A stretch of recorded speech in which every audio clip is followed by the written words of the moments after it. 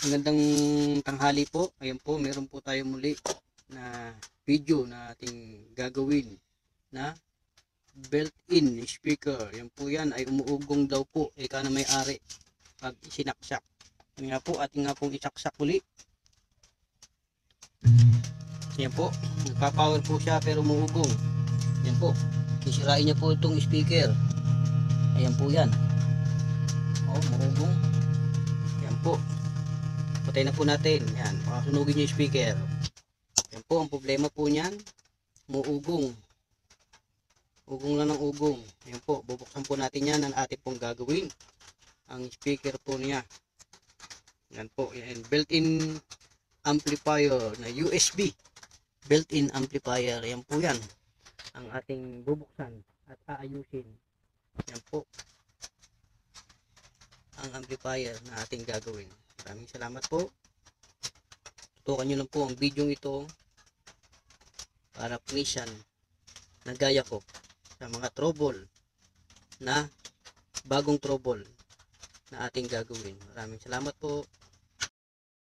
Yan po, tinignan po natin yung likod. Ito po pala, sira na rin po ito. Yan. Tanggal na po yung isang kabitan ng speaker. Yan po yan. Yan po, atin na po natanggal ang mga tornilyo niya. Yan, iangat na po natin. Yan po, iangat.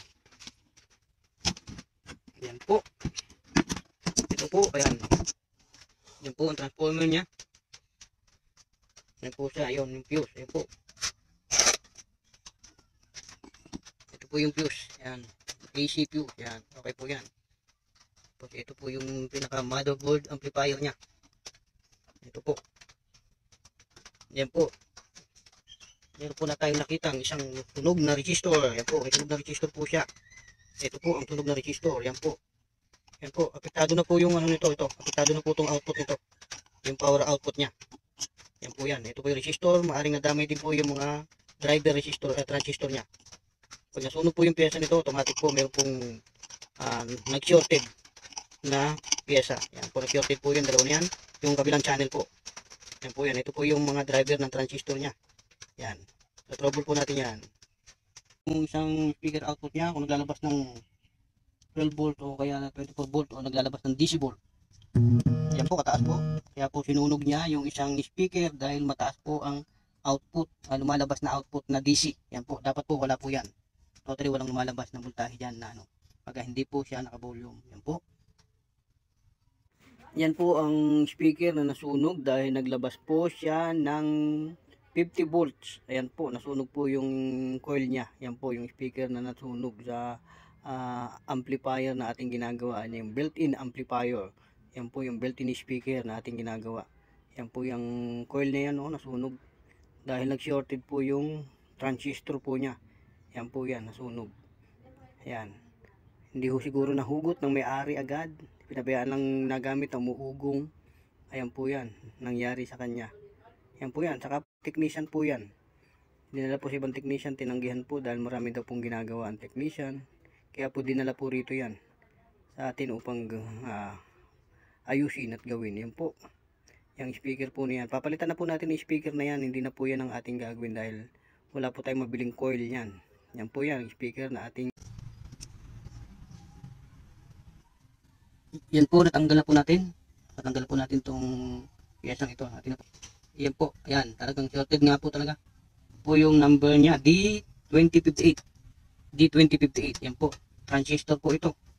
Transistor output. Yan po natin itong isa dahil sira na rin po ito. Yan po. Yan po, shorted po itong isa shorted. Ito po isa. Isa lang po ang gumagana, yung base, yung collector lang po, yung emitter ayaw. Yan po. Yan po, ito po yung isa. Yan po. Ito po yung base. Yan. Yan po isa, wala. Yan. Yan po. Saka may leak pagbalik. Ayan o. May leak. Yan po. Yan po ang problema niyan. Wala po itong base to emitter. Yan po. Ito po isa. Totally shorted naman po yung yan. Okay naman po yung base to emitter nito. Yan. Pero shorted po yung emitter to collector. Yan. Emitter to collector po ang shorted dito. Yan. Yan po shorted. Pero buo po yung base to collector at emitter. Base to collector. Buo. Shorted po niya ang collector to emitter. Yan po. Yan po. Dalawang pyesa po na yan ang ating papalitan. Ayan po, ito na po yung amplifier na ating pinalitan ng power output transistor. Yan po yan. Saka po yung 220 ohms. Saka po yung 5.6. Yan po, yung 5.6 k ohms. Yan. Yan po. Bali tatlong resistor po ang ating pinalitan. Dalawang 220 ohms. Isa po rito, saka po isa rito. Yan po yan. Yun. Yan po yan. Ang ating pong pinalitan. Saka po itong transistor na dalawa. Yan po yung bumigay, yung nag-shorted na dalawang transistor. Yan po yan. Yan po yung amplifier. Saka po ito yung pinaka po niya, yung mic, wireless mic niya po ito, yung board niya. Yan po, yung board ng wireless mic. Yan po yan, yung nilinis po natin, nakita po natin marumi nung una. Nilinis na po natin yan, at tinesting na po natin. Yan po, titesting na po natin kung okay na po siya. Ito na po yung speaker, kinabitan po natin yung nasira sa likod, yung output niya, left output. Ayan po yan, left output niya. Ito po, kinabitan po natin ng clip para po sa speaker niya. Ito po yung input na nasira din po. Yan po. Pinalitan na rin po natin yan, yung input niya. Yan, nakahang na rin po siya. Yan. Yan po yung ginawa natin dyan sa amplifier nito.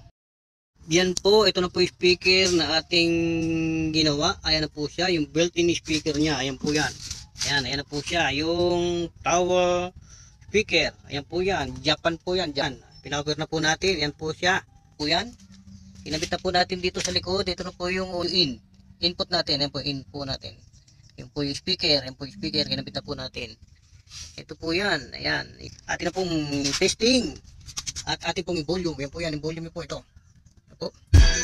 Yan po ang speaker na atin pong ginawa. Yan po. Digital po ang volume niya. Napagana na po natin ang volume niya. Yan po. Digital din po siya. Panay digital po yan na manual. Maging ang bass. Maging ang treble po niya. Yan po. Digital po siya. Yan po. 2009 model na tower. Yan po. Okay po siya. Ayos na po ang ating ginawang built-in speaker. Ito na po siya. Tumutugtog na. Yan po yan. Ready to use. Pwede natin gamitin. Manghataw sa bagong taon.